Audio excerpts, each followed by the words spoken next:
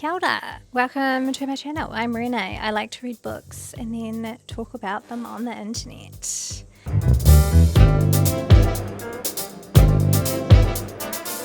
Hi, hello. Welcome to my talk show.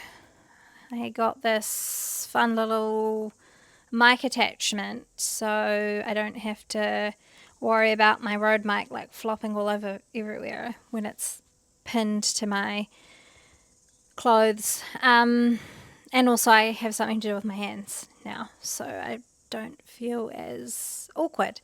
It's been a while since I sat down to record a monthly reading wrap-up. I haven't really done one in a while. I didn't intentionally abandon them last year. I just couldn't really be bothered filming them. I don't think they were overly missed on this channel, so whatever. But we'll give it another go in 2025 and see how we get on. Yeah, also, I'm sorry if you can hear the really loud cicada noise. It's bloody hot here, so all the windows and doors are open today. It's just the way it's going to have to be. I hate turning on the aircon in summertime, so we won't be doing that. Actually, I really don't mind the heat as long as there's like a nice breeze, which we do have coming through the house. So yeah, apologies about that, but hopefully it's not too distracting. Hopefully this mic is doing its job and you actually can't hear it, in which case ignore what I just said. Last little housekeeping, I have started keeping a notebook with everything I've been reading in it. Not anything worth sharing on the internet. I'm purposely using this today because I am still recording on my phone. If you have watched my latest video, you might know that I've had to record on my phone because my camera's broken. We're getting through it. I don't love recording on my phone. There does feel like an obvious difference to me in the way I am in front of a camera versus in front of my phone. I don't know what it is. It just feels a little bit odd. Where was I going with that? Anyway, yeah, I can't refer to anything I read on my phone, so I'll have to go analog with the notebook this time around. Okay, let's get into the books. I thought just to start, I would share some stats and some updates on some things. In January, I read 8 books, which feels pretty on par with my January historically. I tend to read more books in January.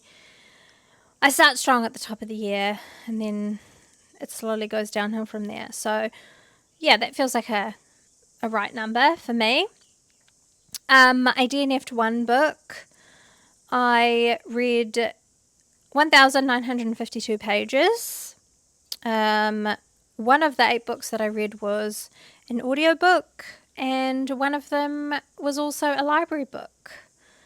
I read 75% fiction and 25% non-fiction, which I know I'm quite happy about those little stats there. I feel like I'm trying to read a little bit more diversely in terms of genre and also make use of the library. I mean, one is not a crazy feat by no means, but it's a nice start for the year, I feel.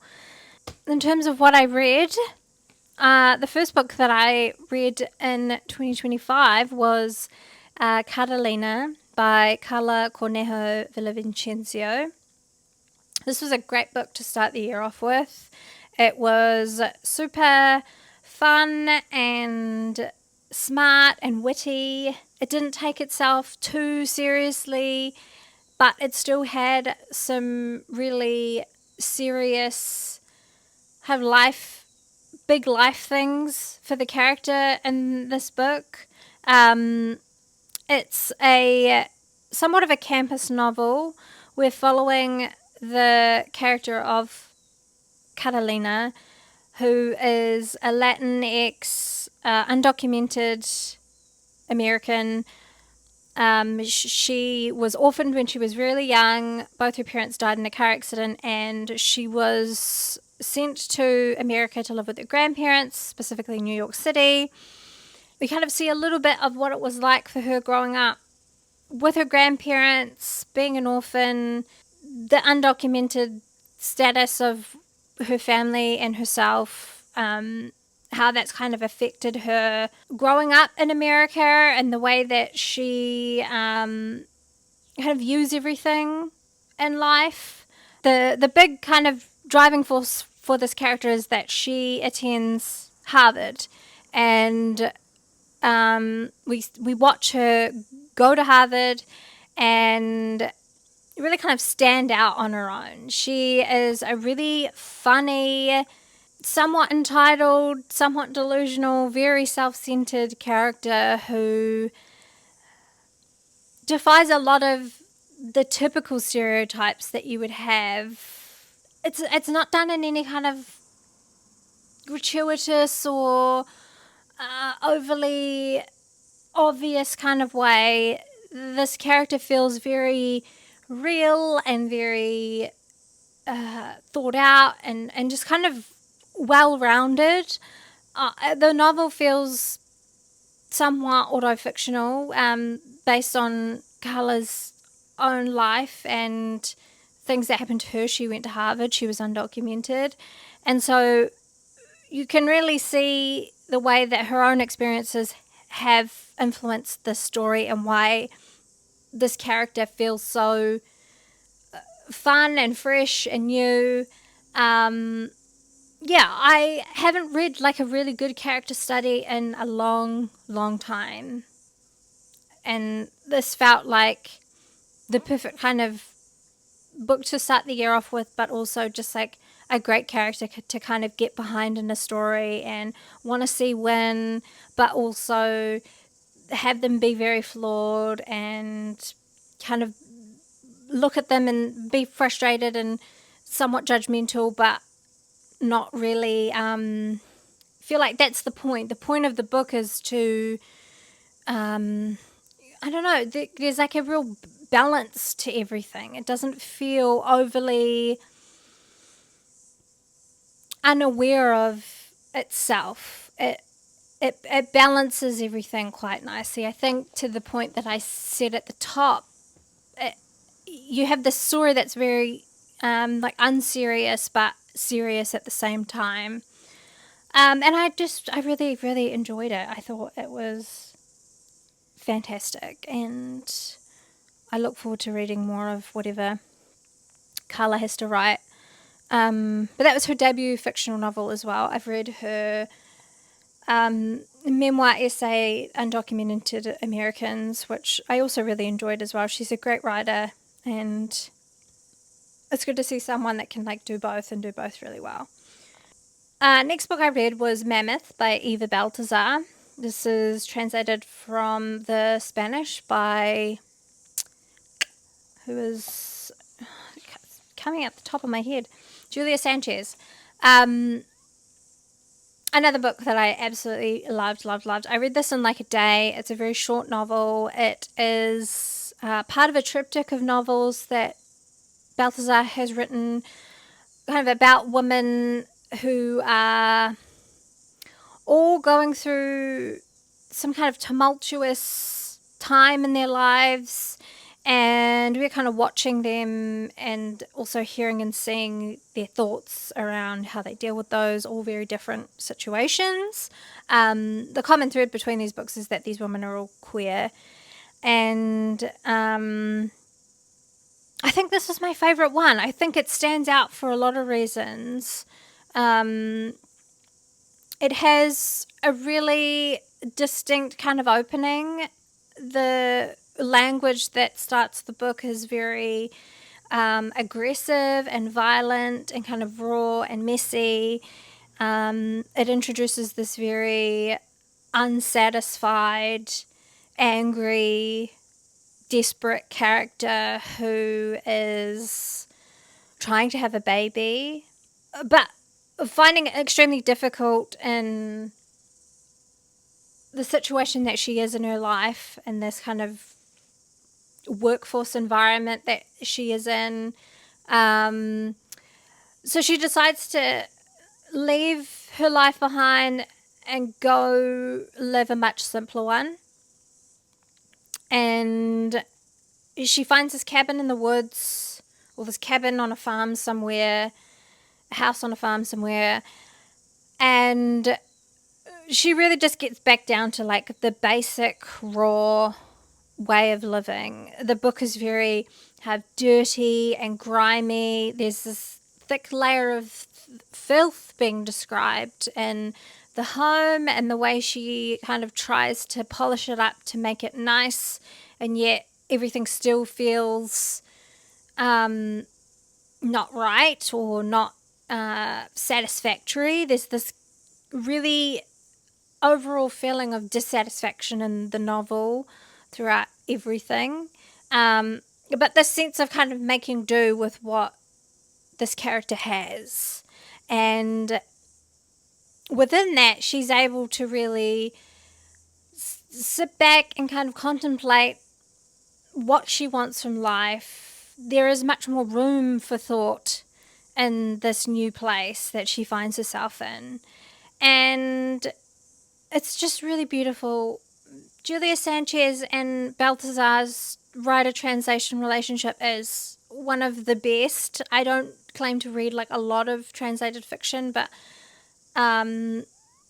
Julia Sanchez, I've read a couple of her different books that she's translated from different authors, and she just captures the essence of a story so well. A lot of it is translated in what feels like perfection to me. So the language itself in this book is just really great and beautiful, and the way that this character kind of ponders and the way that the tone of the book shifts a lot is, I can only put down to the brilliant translation.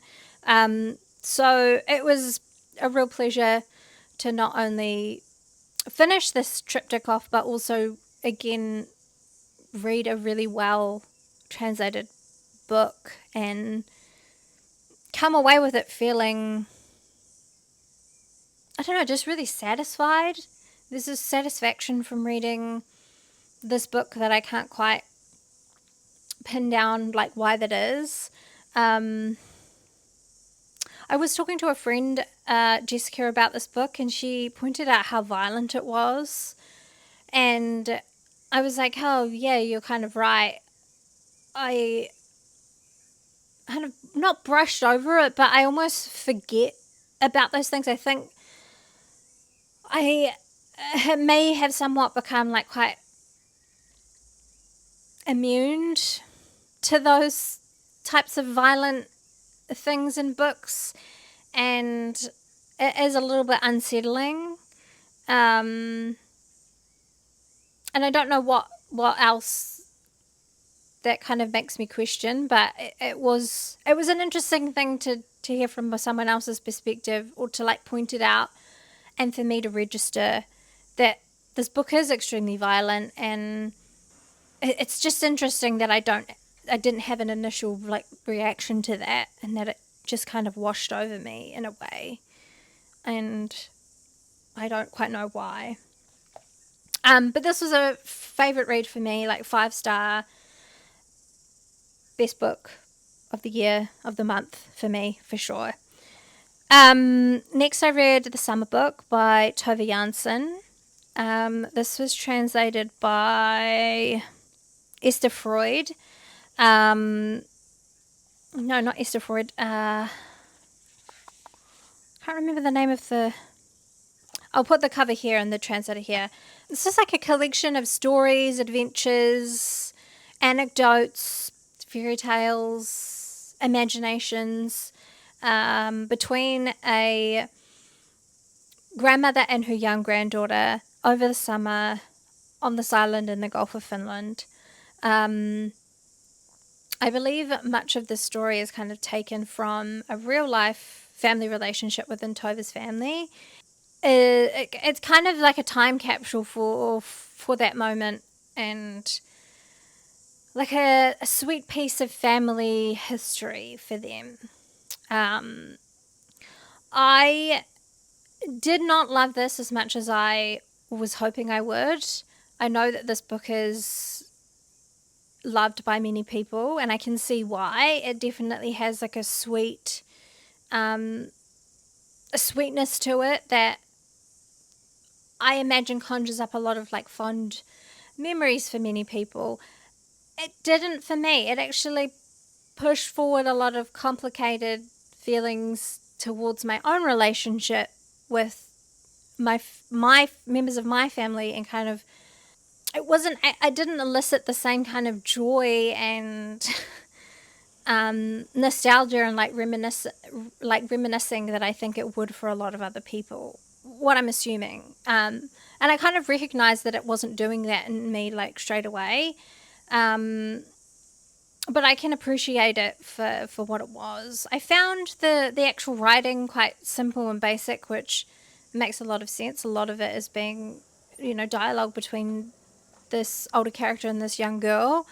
There are a lot of life lessons that they teach one another, and we see a lot of kind of patience and empathy being exchanged between the two. And I just think that specificness of the type of the relationship, the grandmother to the granddaughter, was like hard for me to kind of tap into, and I didn't love it. Okay, next I read Erasure by Percival Everett. I talked about most of these books on a vlog, and I think I talked about this one the most, so I won't go too much into it. But it is about a character, a black writer named Thelonious Monk. His nickname is Monk. His last name's Allison, sorry. He is a writer trying to get one of his latest books published, kind of constantly being told by his agent, his manager, and publishers that it's not for the market, it's not the right fit, it doesn't indicate anything about him as a black writer. He kind of falls into these continual stereotypes of being told that his writing doesn't feel black, and that's going to be confusing to readers, and that he should just write that book. He should write about the black experience. And after lots of frustrating kind of thoughts and conversations and arguments between his peers and things like that, he gives in and decides to do that. And he writes this very satirical, farcical, typically black story that he thinks is a complete kind of joke, that everyone else will see that it's a joke.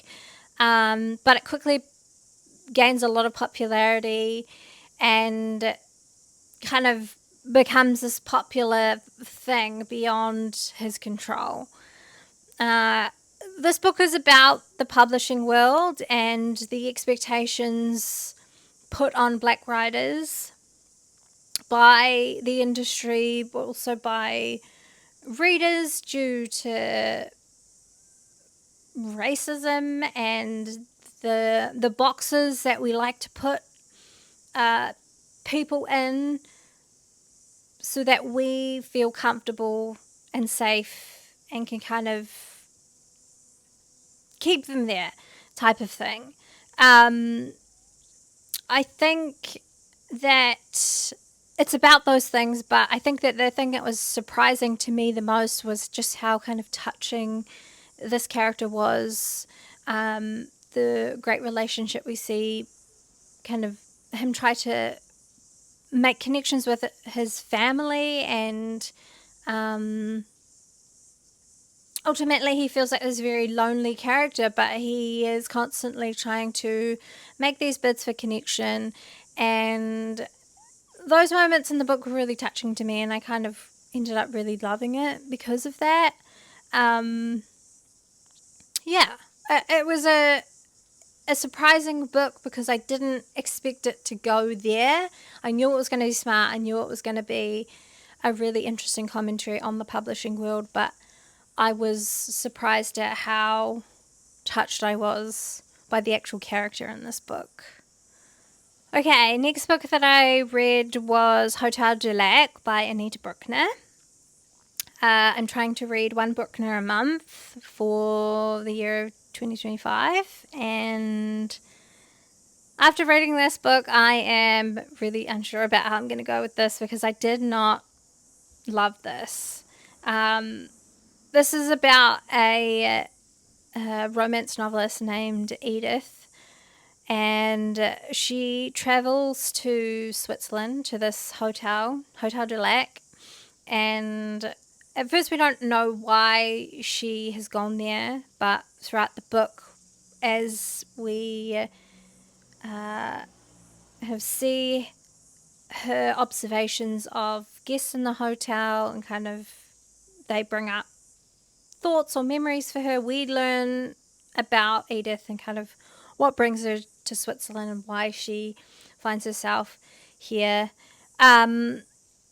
It's an interesting kind of book about typical gender roles, and I'm going to guess like the 30s. I don't know. It doesn't set a specific time, but it feels kind of like post-war times. So I'm going to say the 40s, 50s, maybe more like it. And Edith is observing these other women in the hotel who have all kind of been sent there for various reasons or have kind of found themselves the right type of husband to give them the lifestyle, which means that they can travel and shop and all these different things. And she is questioning kind of the point she's at in her life and what she wants, which path she wants to take. And I guess what kind of type of woman she wants to be. And I can appreciate it for that and its themes. I just found the writing of this to be quite hard to get into. I would not recommend reading this over 10 days like I did. It definitely needs to be read in like 1 or 2 sittings. The writing isn't like too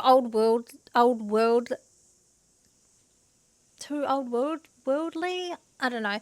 It's not so ancient that it feels difficult to comprehend or grasp. It's not dense in any way. It's just, it would take a bit to get into, and I did the wrong thing of picking it up and putting it down quite a bit while I was reading it, and I think that didn't help with getting into the story at all.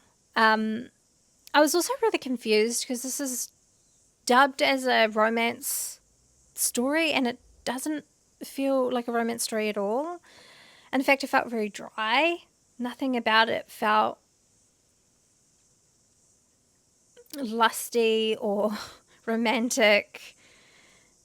Maybe in like a Pride and Prejudice kind of way, but I mean, I can't even speak to that because I've not read Pride and Prejudice, but I imagine that book has a lot of like longing and desire and kind of heavy descriptions of that kind of stuff. This didn't even have that, I feel. So yeah, I don't know.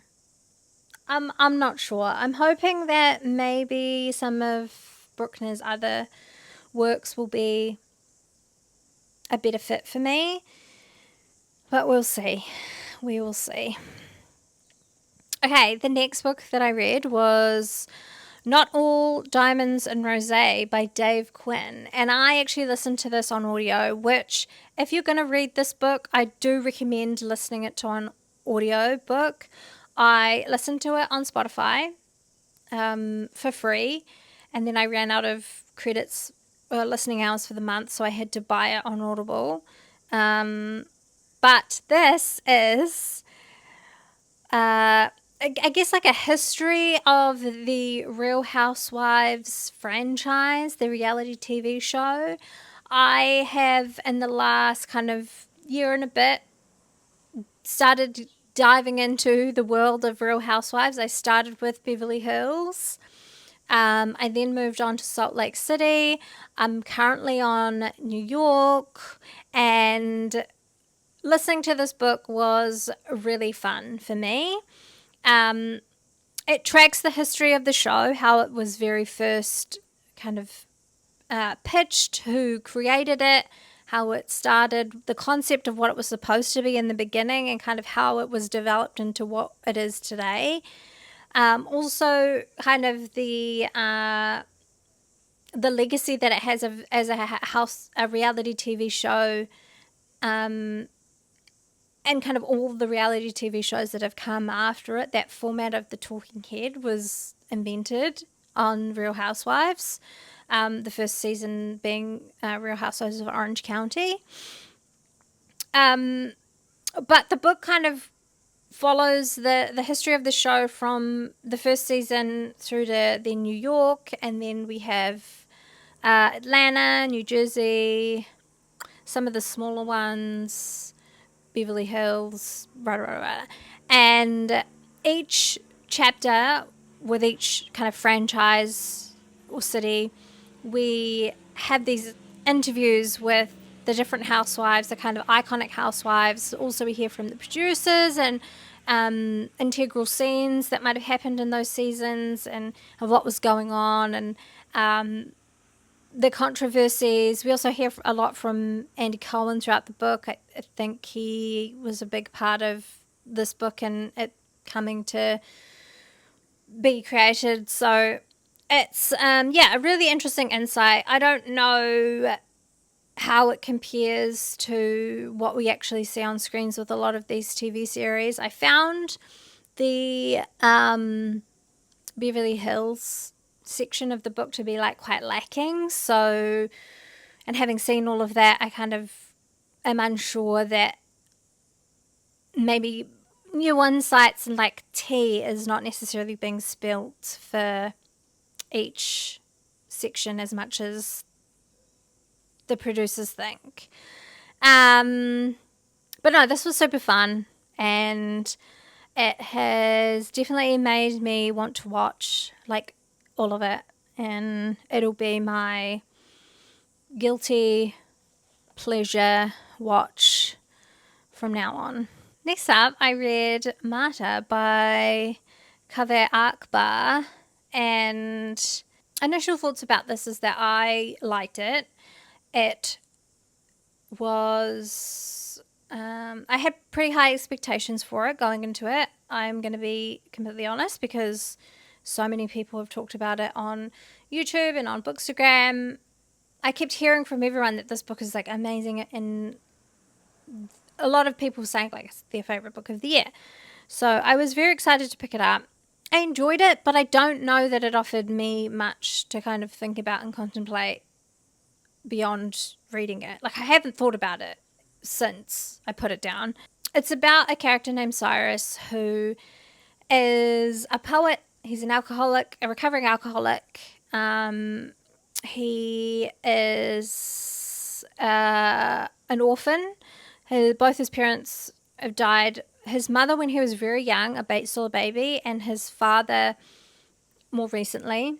He's kind of become quite obsessed with the concept of martyrs and wanting to create a life for himself that would give some kind of importance or meaning to his death when he dies. And through his kind of research of different martyrs, he discovers this artist in New York who is dying of cancer and residing in the Brooklyn Museum until her death. She's kind of like a Marina Abramovich type performance artist, and he decides to go there and sit with her and talk to her, hopefully to interview her for this book that he's writing.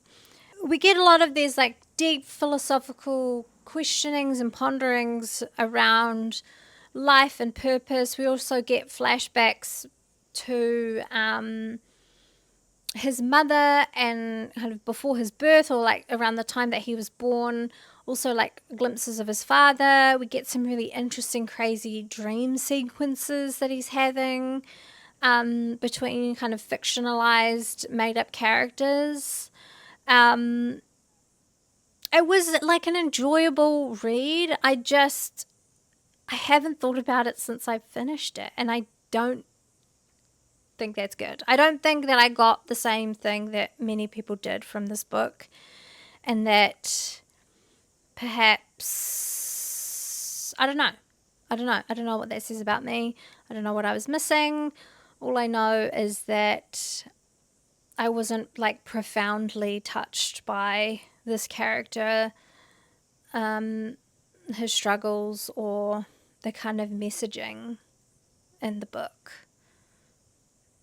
And so I really don't have anything more to say about it, unfortunately. Okay, last book that I read in January was My Misspent Youth by Meghan Daum. Unsure how to say that name. This was a book that was gifted to me by my friend Jessica. One of my reading goals this year is to try to read more of the books that have been gifted to me from people. And I know that this one has been sitting on my shelf for quite a while, so I thought I'd give this a go. It's a collection of essays. Meghan Daum is like a journalist, a magazine writer from the kind of late 90s, early 2000s, probably more like early 2000s. I don't really know what magazines she wrote for. I didn't know much about her. I didn't know who she was at all when Jessica gave me the book, but Jessica said that this is something that she read when she was in her 20s and she really enjoyed it. She also mentioned that she kind of probably wouldn't feel the same about it now, and I agree with that. I feel like if I read this book when I was in my early 20s, I probably would have enjoyed it, but reading it as a 30-year-old, and even like the times, and it just felt like it aged quite badly. I didn't really care about this woman's kind of quippy, quirky opinions about carpet and, the luxury of air travel and how it's not the same, and I'm trying to write these interesting pieces for magazines that she's obviously pitched these ideas and then ended up writing these articles, but they just didn't feel interesting to me. Like I said, a lot of them had dated quite badly. I found a lot of her thoughts and opinions to be quite shallow, and not just in like an image kind of sense, but also there just wasn't a lot of depth to them. She kind of made a lot of her points and then didn't really have a lot of stuff to kind of back it up, which was disappointing and kind of boring to read. There's nothing worse than someone kind of making an interesting point and then not really delivering on the reasoning as to why. It's not even something that I feel like I could recommend to younger people now. Like, I don't even think I necessarily aged out of these essays. I just think that they aged badly, and so therefore are no longer relevant, and like people as a society have kind of evolved from these kind of shallow, judgmental think pieces. Another thing I noted about this is that it felt very American, and so a lot of the references that she was making just went completely over my head, and I didn't grasp onto anything within this. So yeah, disappointing end to the month, but I read a book that was gifted to me, but I wasn't expecting great things from it, I don't think, going into it. Right, that is everything I read in January. We did it. I made it. I feel good about that. I think I did well. Yeah, thanks for watching. Let me know what you think about any of the books that I read, if you read them. Let me know what you read in January. What was your... Do you have any 5-star reads? What was your best read of the month? Let me know. Okay, thank you for watching. Thank you for coming to my talk show. I love you. Ka kite. Bye-bye.